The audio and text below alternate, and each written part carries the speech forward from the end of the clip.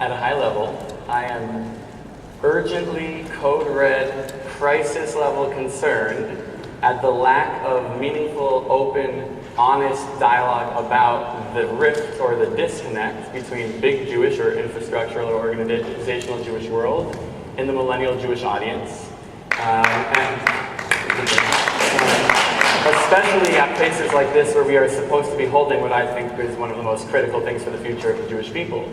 And I don't know if it's the design of the construct of some of these events that lots of the philanthropists are here. Thank you for supporting the Jewish world. So we don't want to say that like crisis, urgent, code red. But I know that my cousins and most of my peers, like they're not going to be giving to the Federation, going to synagogue, or doing anything Jewish other than maybe going to Passover because it's really just another Thanksgiving for them.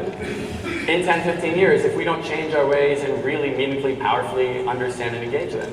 And I'm just shocked that this conversation doesn't happen more, isn't really a given, I don't know, space or the time and urgency that it needs. And I'm very, very happy that we're having it today, hopefully the beginning of an ongoing conversation. I want to inject something, and then we'll end with you. One reason it doesn't happen more is, at the local level anyway, is because federations are dominated by philanthropists. The board is dominated by rich people.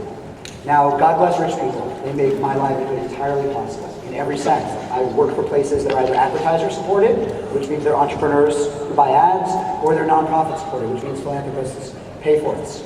But rich people don't have special knowledge about how to do other things. They're often good at making money, and there's other things that can come with that.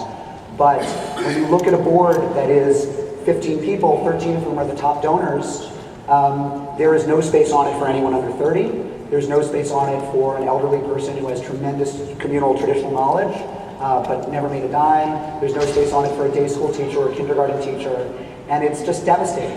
And I think if we asked our board members to each give, but then recuse themselves for somebody in the community who wasn't able to give to serve on the board, we'd have more room for millennials to actually tell local federations how to do this stuff. It's a huge problem. We want to be grateful to our philanthropists, but we also have to be able to say no to them and get them to step aside in modesty sometimes. Can I say something about that real quick? And I Sure. think you were very lucky to be able to start an organization with the funding and the power of the Federation.